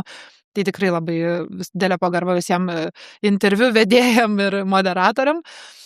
Tai va, tai jo, ir tada, kai prarandi laiką, tu vis tiek turi suprasti, kad turi padaryti numatytą kiekį tų video. Nes vis tiek tai buvo, kad ir kūryba be kažkokio didesnio lūkesčio, vis tiek tai buvo su mintim, kiek aš noriu ko padaryti. Ir man ten videografas rodo, viskas baigiam. Nes aš su vienu žmogum pašnekėdavau 15 arba 20 minučių, o mes galutinio eterio yra 60 sekundžių. Taip. tai arba 90, šiek tiek, jeigu būdavo geras istorijos, palikdavom daugiau. Tai va, ir tai tapo tokiu eksperimentu ir pirmą kartą, kai turėjau jau paspausti mygtuką Go Live, labai mažai kas žinojo apie šitą mano projektą, nes aš specialiai niekam nepasakau.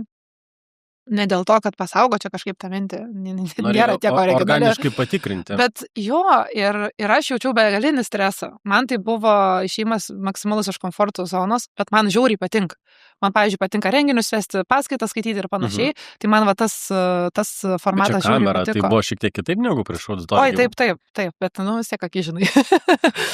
Vienokia ar kitokia. Tai aš atsimenu, sėdėjom Palangoj, buvo atostogos, supo mama, sesė ir teta. Ir sakau, viskas, aš turiu tokį dalyką, ką turiu šiandien papostinti. Ir ką? Tada jam papasakau ir mes visos kartu, kaip čia susikabinusios rankom, kad paspaušiau live, ant tiek buvo man stresas. Wow. Bet čia va irgi kita dalis psichologinė. Tai yra visa ta cringe kultūra, nuomonių kultūra ir panašiai. Tai vienas iš pagrindinių dalykų, kas man kėlė kitą stresą, tai buvo, o tai ką kiti pasakys? Tie hate speech komentai ir visa kita. Bet kitas dalykas, ką aš tada su savim padariau ir labai ilgai po šiai dienai dirbu, kad, sakau, tu prisimink, kur tu dirbi rinkodaroj, dirbi su viešaisiais ryšiais. Tai mano pirmi, nežinau, nuomonių išgirdimai buvo tokiu mastu, tokiu dydžiu ir ne apie mane, bet apie kažkokią veiklą, apie asmenį ir panašiai. Tai aš suprantu, kodėl tai vyksta, kodėl tie komentarai yra ir panašiai, kaip ir procesą, mechanizmą ar struktūrą, tu supranti. Bet vis tiek tai vat yra jau apie tave, žinai, ir ką daryti. Ir tiesiog su tuo susitvarkyti, kad aš kuriu vardan tos kūrybos ir kad ir koks ateis tas feedbackas, o jis tikrai ateis, bus koks jis yra. Ir tai jau mano bus pasirinkimas, ką daryti toliau. Ar kažką gerinti, jeigu tai yra objektyvūs komentarai, ar ką daryti. Ir taip ir praėjo tie 2 mėnesiai, kiekvieną kartą būdavo vis smagiau filmuoti, pažinti naujus žmonės ir pabaigoje viso to proceso jausti begalinį, ta prasme, širdį, tokį, nežinau, jaudulį ir gėrį ir tą visą hipnotizmą paleisti tą filmuką. Tai aš buvau labai laiminga. Ir po to jau sekė kiti dalykai, vat kaip tu ir pats pasakėjai, kad kai tu kuri, ta energetika kažkaip pasikeičia ir tave visi prisimena. Tai man iš šitos rubrikos gimė irgi labai daug netikėtų projektų, kurie toliau vyksta ir beprotiškai esu dėkinga, kas pamatė, kas palaikino ir sakė, Kamilė, nesitikėjau, bet yra žiauriai fainai, nesustok toliau kurk, tai man yra begalinė motyvacija kur toliau. Tai, žinok, aš peržiūrėjau tuos klipus, tai tikrai ten, kaip tu sakai, jeigu pirmą kartą kalbėjai kamerą, Pirmą. Tai, wow, ta prasme, ten tikrai labai įdomu. Ačiū. Ir energetika, ten yra išdirbimas, tavo videografas labai puikiai viską atlikęs, man tikrai buvo smagu žiūrėti, nes aš tam tikrų dalykų efektų, aš tie žaiščiau, iš tikrųjų, bet tikrai lenkiu galvą, žinai, nusimdamas kepurę, kad žmonės tiek padeda, nes ten yra ką veikti. Labai. Ten tikrai yra ką veikti ir aš pažinau, nes aš ir animaciją pats esu daręs, bandęs, žaidęs, man tai labai patikdavo. Tai tikrai išpildymas tai yra nuostabus. O toliau tai kaip tada atėjo paraleliai, ar kartu, ar tai užgyveno dabar ta marketingo karjeros kalibracija pati? Tai viskas vyko labai paraleliai ir kaip atsiduriu toj vėl pasikrovęs to resurso, tu atrodo kitaip ir aplinką pradedi matyti. Bet tai atėjo po Certified Crush? Ar prie? Po. Jo, okay. Nes Certified Crush buvo nuo Liepos kažkur iki spalio ten pradžios, o marketingo karjeros kalibracija lapkritį, kažkas tokio. Aš tai prisimenu 25 metus, tai jie man, sakau, labai buvo tokie intensyvūs ir net dabar, kai tau pasakoju, aš niekada nebuvau pagalvojęs, kad čia realiai mėnesio skirtumas tarp šitų dalykų.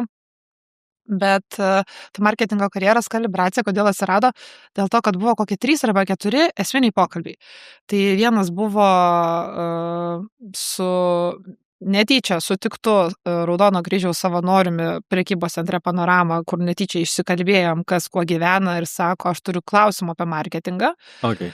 Tada buvo kitas pokalbis su mergina, kurią pakviečiau pabūti praktikantę ir padėti man ties filmavimais, ties kitais projektais, į pagalbą ateiti, pasimokyti ir pasiauginti. Ir jos istorija buvo tokia, kad dirbo su visiškai kita sritimi savo visą gyvenimą ir sako, aš supratau, kad aš noriu marketingą pereiti. Radikalus pokytis karjeros. Būna žmonių, kurie bėga nuo marketingo. Tikrai taip. Būna. Ir kitas pokalbis buvo su mergina, kuri pasibaigė bakalaurą, magistrą, turėjo 2 metus darbinės patirties ir sako, aš nežinau, ką toliau. Tai va, tai 4 pokalbiai, dabar 4 neprisimenu, bet buvo tokie, tiesiog atėjo, sako, Kamilė, pirmas tai iš viso random buvo parduotuvai. Čia iš tos certified kažkai išėjau su visai šneku. Tai to žmogaus perspektyva buvo, kad jisai nestudijavo ir galvojo, tai kaip čia marketingą suprasti, nestudijuojant, bet aš sako, noriu būti, verslininku noriu būti ir kaip suprasti marketingą kaip strateginį įrankį. Tai tų pokalbių buvo iš skirtingų labai profilių, skirtingų situacijų. Ir tie pokalbiai trukdavo apie 2 valandas ir maždaug panašią struktūrą turėdavo, tokią intuityvę, ko aš klausdavau. Ir tada, bereflektuodama apie tos pokalbius, nes ten yra labai didelė magija, ta prasme, padėti žmogui, tai yra bent kažkokio, nežinau, pratimu, tai yra magija ir kai tu pamatai, kad tos akis įsižiebė vėl kažką naujo pabandyti, tai yra kažkoks surrealus jausmas. Ir mes tada išsidiskutuodama, tai ką daryti toliau ir taip pat ir gimė, nes aš tada galvodavau apie tos pokalbius, galvoti, gal čia yra, platesnė problema ir klausimas ir kuo, pradėjom mūsų šitą pokalbį ir ką noriu akcentuoti, kad tai nėra coachingas. Tai yra kalibracija ir ne veltui šitas žodis yra įdėtas arba mentorystė. Tai dėl to, kad aš nemokau, kaip tau daryti geriau ir mano tikslas netoks yra. Mano tikslas yra išgirsti, apie ką tu esi, nes kartais užtenka vieno pokalbio tiek man, tiek ir mano sesijų dalyviam, kad tu pamatytum biškį save iš šono, tas atsitraukimo momentas. Ir sakau, tai pasako, kas tave domina, ką tu veiki laisvalaikiu ir panašiai. Aš backgroundą išsiklausinėju, ką nori man papasakoti, aš išsiklausinėju realius tada praktinius momentus, ką pasibaigęs, kokius kursus ir tada 3 dalis, kur tu nori eiti. Ir pas mumis vyksta toks puzlės dėliojimas. Tai kaip apjungti tą, kur tu nori būti, kas tu esi, nes aš asmeniškai tikiu, kad didžiausias žmogaus potencialas yra, kai tu apjungi tas dalis, kas tau patinka ir kur tu nori būti. Nes tu negali ignoruoti savo, sielos kažkokiu momentu, nes, kaip sakai, kartais ir nesusišneki, dėl to, kad, tarkim, žmogus yra visiškai ne savo vietoj, ne savo pozicijai, ne savo srity, arba gal tiesiog, reikia pasimokyti dalykų kažkokių ir paaugti. Tai taip ir gimė iš tų pokalbių ir realaus poreikio šiek tiek taip panaviguoti. Nes matai, pavyzdžiui, šitoje vietoje čia vėlgi tam tikros, jeigu tai yra kalba eina apie marketingo strategą, ar ne, kažkokį tai, kuris ar tai dirbtų kaip kompanijų CMO, ar ne, ar tai būtų freelanceris, arba galbūt yra grafikos dizaineris, ar ne, sakykime, ar tai ten tas pats videografas, ar ne. Kiekvienas sąlyginai turi skirtingų iššūkių, nors gyvename tokiame amžiuje, kai laisvadarbiai, ar ne, arba kaip ten dabar tas, solo verslininkai, dar yra toks užvadinimas, čia Tai tik spėk gaudyti. Tik spėk gaudyti tos užvadinimus, ir čia, ir žmonės susieja tuo, ką jau yra žinantis. Geriausia, kai žmogus nieko nežino, tada nėra jo galvoj. Tada tu tiesiog sudėlioji viską kaip yra, ar ne, o kai bando pririšti prie kažkokio tai pavyzdžio, tai nėra tai. Ir pavyzdžiui, man, ką aš pastebėjau, ar ne, stebėdamas tam tikrus savo kolegas, kaip jie kitą kartą bando atrasti save, plėsdami savo sritį, bet tam tikri dalykai matosi, kad rūnėjai. Tai galų gale, dabartis reikalavimai marketingo specialistų yra vėlgi kitokie, ypač kai atėjo dirbtinis intelektas, nes jau ir tai tūlam verslininkui atrodo, kad marketingistas tai net nėra amatas. Esu girdėjęs. Bet tam tikri marketingistai, kurie sukūrė verslus, daro didesnius pardavimus kažkodėl tai. Taip. Tai verslininkas visų pirma turi būti marketingistas ar ne? Klausimas. Strategas. Minimum prijaučiantis. Minimum, nes aš žinau kompanijų, neminėsiu, nes gal tai privatu, kur generaliniai direktoriai, kaip sakant, mylėjo marketingą, skiria visus resursus, tos kompanijos turi geriausius rezultatus. Tie, kurie pradėjo taupyti ir nedekvačiai arba didžiulių krūvių sumetė ant CMO, esu matęs labai negeroj emocijų ir bendrai būsenos. Man tai atrodė kaip, žinai, sako, yra mobbingas, ne? Taip. Bet yra dar šita dalis, kur tas krūvis nepamatuoti lūkesčiai yra užkraunami ant žmogaus, ne? Tai mes čia daug problemų susidarėme, iš tikrųjų, ir daug daugiau sluoksnių, ne? O tu pradėsi kalbėti, pavyzdžiui, su žmogumi ir jis tau išmest ten, pavyzdžiui, gali tau išmesti ir savo šeimos problemas. Vienareikšmiškai ta prasme, nes mes ir neveikiam vakume. Mes, tas kontekstas nuo vidaus iki išorės, kultūra ir panašiai. Taip, nes viena, kai tu dirbi, aš nenoriu nieko sumenginti, bet vienas dalykas, kai tu dirbi šalkalviu, aš kitą kartą galvoju, gal geriau, toks darbas būtų geriau, paprasčiau, nes tiesiog eini ten, o kai tu dirbi srity, kur yra dar kūrybinė, tai tave šiek tiek pataško kitaip. Kūrybinė su labai aiškia orientacija į rezultatą. Jo. Taip, ir čia man įdomu, kaip tu, pavyzdžiui, kaip čia dabar pasakyti, kokie yra dažniausiai iš tikrųjų pasitaikantis tie klausimai, kuriuos tu jau esi išgirdusi. Nes aš mačiau, tu jau pradėjai viešai kalbėti apie marketingo karjeros kalibraciją, ar ne? Ir vis tiek jau tau yra žmonių, kurie yra prirašę, kokios kol kas tos dažniausiai temos būna. Tai pirmiausia, turbūt, kuri greičiausiai ir aiškiausiai atsiskyrė, tai pradinis taškas, kai aš sugalvojau šitą MCC paslaugą, buvo orientuotas į marketingo talentus. Sakykime, kas nori daryti karjerą marketingį. Dar tik tai nori, dar tik pradeda, ne? Jo. Okay. Tada pasirodė poreikis turinio kūrėjo. Nes turinio kūrėjas visiškai, skirtingai nuo marketingo karjeros vystančio, taip? Nes ką reiškia marketingo karjeros? Rinkodaros industrija jis yra, bet jis atlieka tam tikrą... Turinio kūrimą, taip. Tai čia iš esmės, kuo skiriasi tikslai sesijų, nes mes kiekvieną konsultaciją pradedam nuo intencijos. Ta prasme, tai koks tavo tikslas ir intencija. Nes jeigu tu nežinai jo... Ką čia kalibruosi? Padangą arba reikia darbą. Jo, yra ir medienos kalibracija, senai mačiau, nežinau, ką tai reiškia. Bet tai intencija, tai ką mes norim pasiekti, nes jau tada žmogus ateina pasiruošęs darbui, nes jeigu mes nežinom, ko mes norim pasiekti, mes nieko negalim padaryti, aš to niekaip negalėsiu padėti. Tai kas atsiskyrė, taip, tai kaip pavyzdžiui, tu gali pradėti marketingo karjerą. Nuo įvairių praktikų, savanorysčių renginiuose ir panašiai. Nuo junior pozicijų ir taip toliau, ir žiūrint dar gal tau norisi kažkokių kursų, tai į kokią temą tie kursai. Tada su turinio kūrėjais, kas yra, tai šiek tiek palėtėm. Tai kaip valdyti savo kūrybinės mintis? Kaip išsigryninti temas, ką aš kalbėsiu? Nes aš apie viską, bet biški ir ne apie viską. Tai angliškai content pillars vadinasi tas turinio strategija temų, ką mes šnekėsim. Tada kaip pozicionuotis, kaip bendradarbiauti su brandais, kaip paruošti savo pirmą pasiūlymą bendradarbiauti. Tai šitas labiausiai atsiskyrė, nes O dar kainodara? Oi, tai čia kur bedursi, kaip sakant.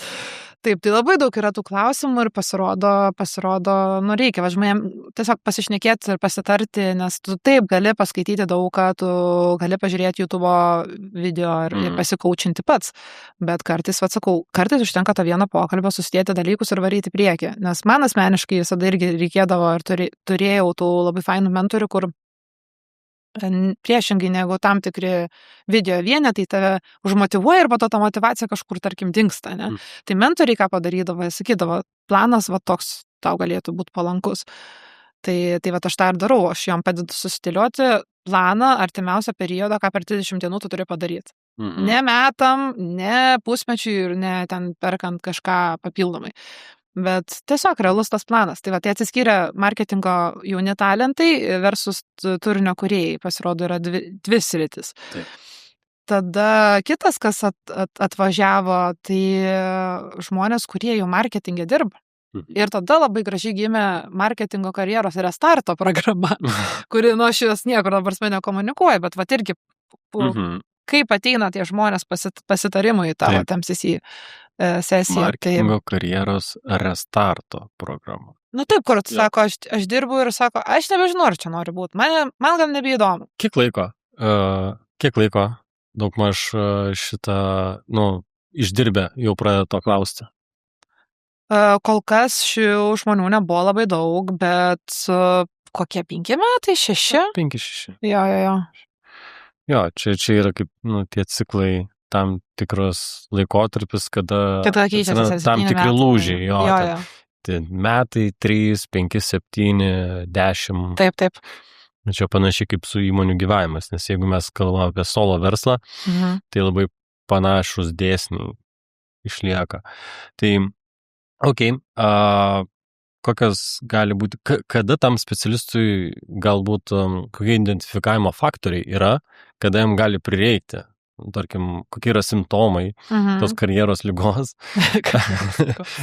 kada ta, karjerinė liga pradeda mušti, galbūt yra kokių nors tokių. Tai turbūt pagrindinis naratyvas, kai pasidaro neįdomu ir tu nebenori gilintis toliau. Ugnelė gesta. Jo. Tai man turbūt dar papildant prie tų probleminių klausimų, tarkim, kas pasikartoja, tai dažniausiai tiesiog žmogus sako, aš nebežinau, kas toliau, kaip tą vidinę energiją kūrybinę sustatyti. Tai va šitas būna, kad tiesiog, neįdomu. Tai arba reikia eiti plačiau, arba reikia iš esmės keisti ir nebūtinai reikia darbovietę keisti ir panašiai. Ta prasme, visą laiką, ką primenu, tai nereikia to radikalumo ir kraštutinumo ir aišku, kartais tai sprendimas būna, bet dažniausiai tai sustot pagalvot ir ko dar labai trūksta, tarkim, konsultacijos potencialiam klientui, tai yra to disciplinuoto požiūrio. Ja. Kaip padaryti dabar. Tai jo, gerai, aš eisiu, o kaip manait? Tai jis ir tą ir gauna, tą palaikymą, čia visom prasmėm palaikymą. Aš ir pakomentuosiu, ir palaikinsiu, ir paskambinsiu, jeigu reikės, bet planą realiai kaip padaryti tam. Taip, konkrečių veiksmų, kaip sakot, ne? O dabar kokios savipagalbos priemonės? Pirmoji pagalba, kaip sakant, kaip yra vaistinėlė, ar ne, jeigu kažką pajunti ir kaip sakant, nepaskambinsi, negreitai, bet jau jeigu identifikai kažkas, tai galbūt yra koks universalus pratimas, ar tai dar kažkas, nes tu minėjai rašymai, ten visokiausi ir panašiai. Tai turbūt šitų žinok ir pakartočiau. Jo, ta prasme, tai rolės, tai tu tas rolės gali per darbinę prizmę žiūrėti, tada paklausiu, tai kuo aš čia gyvenu, nes aš nežinau, kiek, pavyzdžiui, mes draugų būry ir šiais metais dar padariau vieną naują iniciatyvą, ir čia draugės dėka, žiauriai daug šnekamės apie tikslus. Vieni turi sportinius tikslus, kiti ten, nežinau, asmeninius kažkokius veiklos ir panašiai. Ir tas šnekėjimas bendroji grupėje apie tikslus yra visiškai produktyvus, ta prasme, kad mes žinom, tai apie ką bus mūsų nauji metai bus. Tai kai tu žinai tą tikslą, tada yra lengviau orientuotis. Tai ta savirefleksija ir yra geriausias pratimas, sustot, pagalvot, kas aš esu dabar, ko aš noriu. Ir sudėtingiausias klausimas, ne veltui Adomas Vyšniauskas ir klausia, ar tu žinai, ko tu nori? Ir jei žinai, ko tu nori, ko tu nedarai, ko tu nori, čia Jo, bet o manęs dar yra klausė, žinai, kam tu tai? Kodėl? Ir tai klausė gilin, ir aš vos iki pasimetimo, bet ir jau buvo taip, žinai, bet pramušiau ir atsakiau, gerai, sako. Dar taip gali būti, žinai, o ką tu manai apie, tarkim, kūrybiškumo kortas, tokie žaidimai būna. Su klausimais, ar kaip? Yra kūrybiškumą lavinantis ten pratimai, kortos, kokie stalo žaidimai, bet būtent kurie orientuoti į kūrybiškumą skatinti. Tai gerai, aš ta prasme apskritai už visus įrankius. Pirmą tai tu pabandyk, o po to pasakyk, žinai, ar tau ten rezonuoja ar nerezonuoja. Tai kaip manom. Kitam ne? Taip, tai va čia, žinai, čia puikus pratimas. Nežinau, gal kažkam užtenka nuvaryti į renginį, vėl apie tą bendravimą, bet aš kažkaip nepaleidžiu. Tai tų įrankių turbūt yra labai daug, bet kad ir kokį tu įrankį darai, man čia irgi iš draugės išmokau, kad ir kokį tu įrankį naudoji, sesiją, teambuildingo, ne teambuildingo, nesvarbu kokią praktiką. Jeigu tu nepadarai esminio namų darbo, tai kas iš to man arba mums kaip komandai ir į ką mes judėsim, tos refleksijos, tai tu padarai pusę darbo. Tu turi uždaryti visą tą procesą. Tai vat savirefleksija, nesvarbu kokiais įrankiais nuo žaidimo, ne kūrybinio iki patirties, yra esminis faktorius, nes mes turim pagalvoti, ko mes norim toliau, ko mes norim iš savęs, bet svarbiausia, kad būtume laimingi. Ir tekėtų tą kūrybinę energiją, tą šypseną ir neitume mes, nežinau, nusiminę į darbą ar kažkur. Nu tai, aišku, laimingi, tai žinai, yra pinigų, yra laimė, nu tai nors pinigai... Bet tu sutinki, kad gera energetika ir tą gausą... Tai visą laiką, nes aš tikiu, kad visata mėgsta balansą ir be to jinai turi juodo humoro jausmą. Tai ne veltui yra Murphy dėsniai visokie ir panašiai, žinai.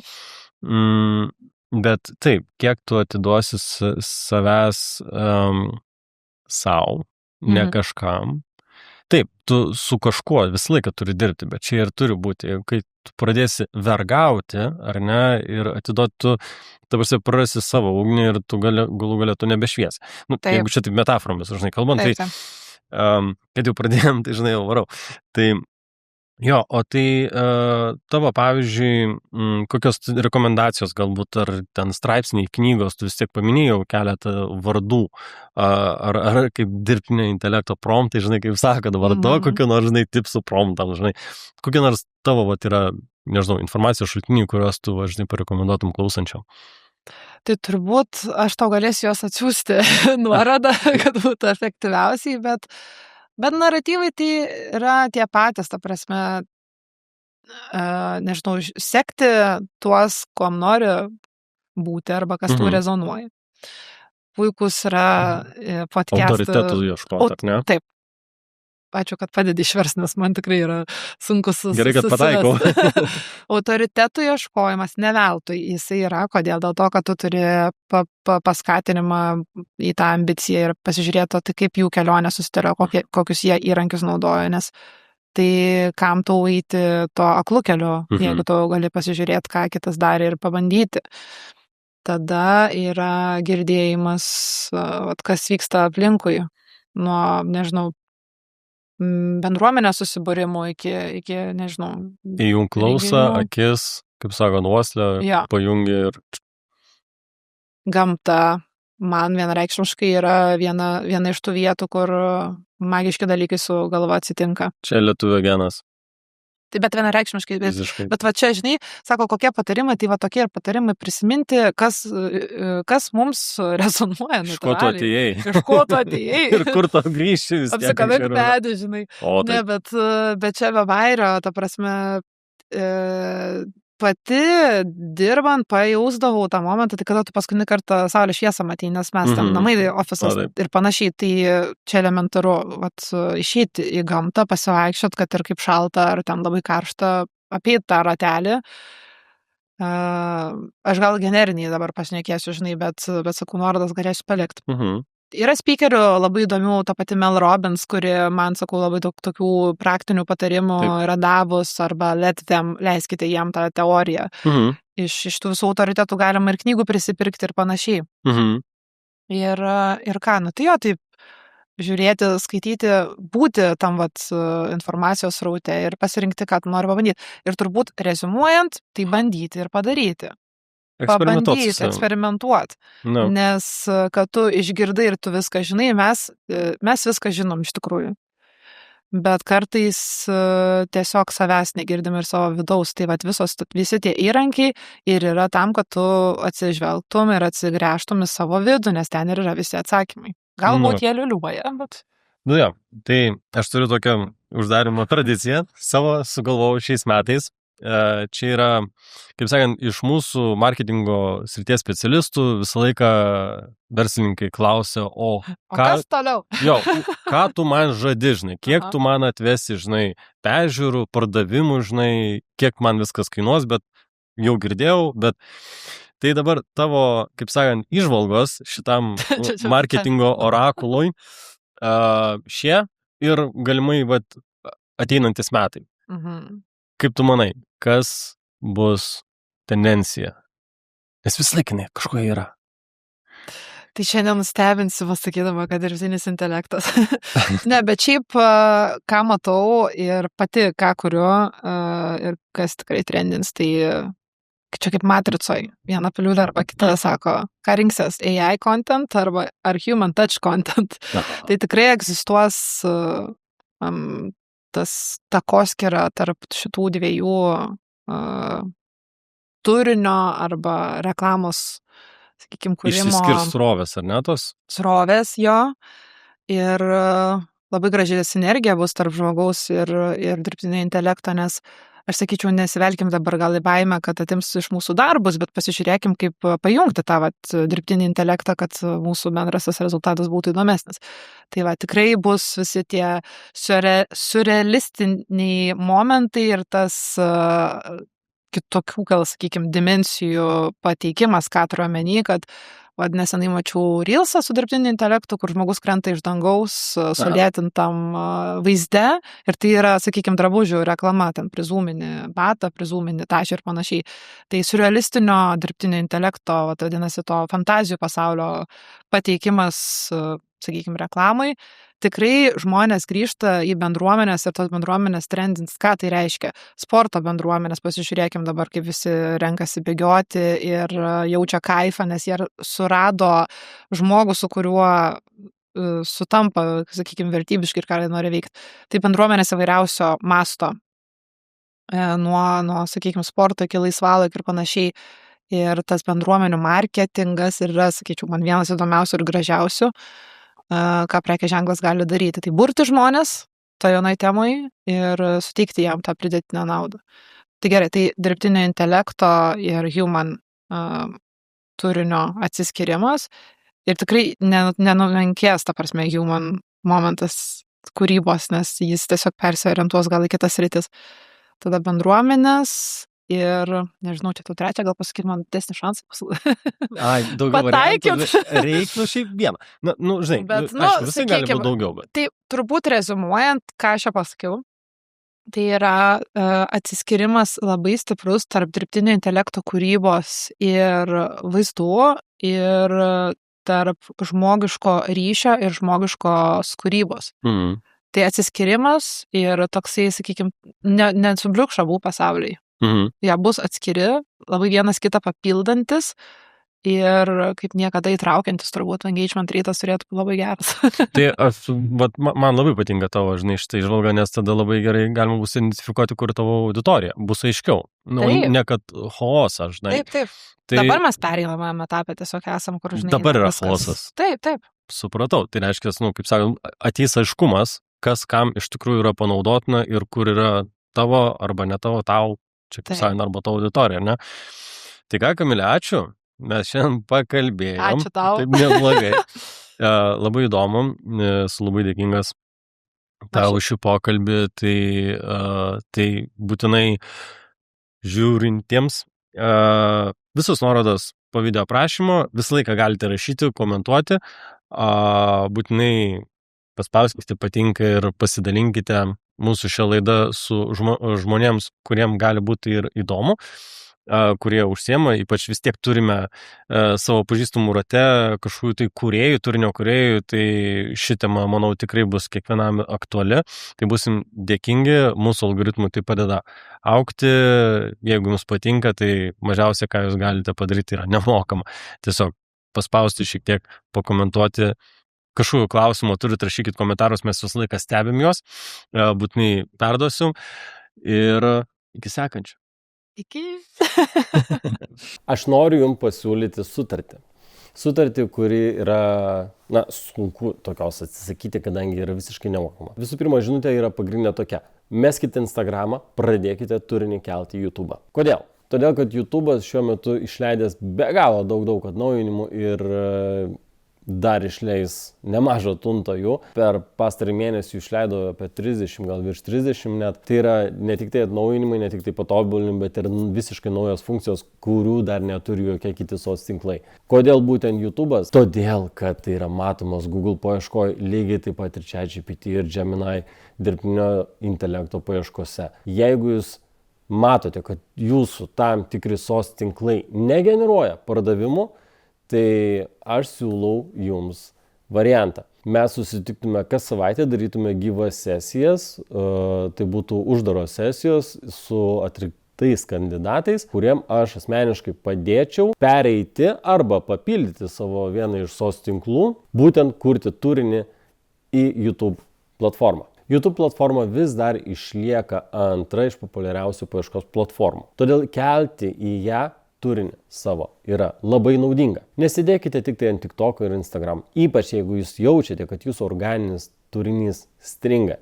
Jeigu jūsų organinis turinys per mažai matomas, tai siūlau jums pasvarstyti apie ne tai, kad alternatyvas. Aš nesiūlau nieko jums atsisakyti. Tiesiog pasipildyti ir valdyti savo turinį atsakingai, nes turinys jis kainuoja. Ir jūsų laikas dar daugiau kainuoja. Taip kad šiuo atveju aš jums siūlau išeiti visiškai nemokamas live sesijas internetu su atrinktais verslais. Mes susitiktume ir pereitume žingsnis po žingsnio, kaip iš tikrųjų teisingai publikuoti savo turinį į YouTube, kad taptumėte ne tik labiau matomi, bet ir generuotumėte pardavimus. Taip kad po šio video aprašymo yra nuoroda, spauskite, užsirezervuokite savo laiką ir pradėkime dirbti.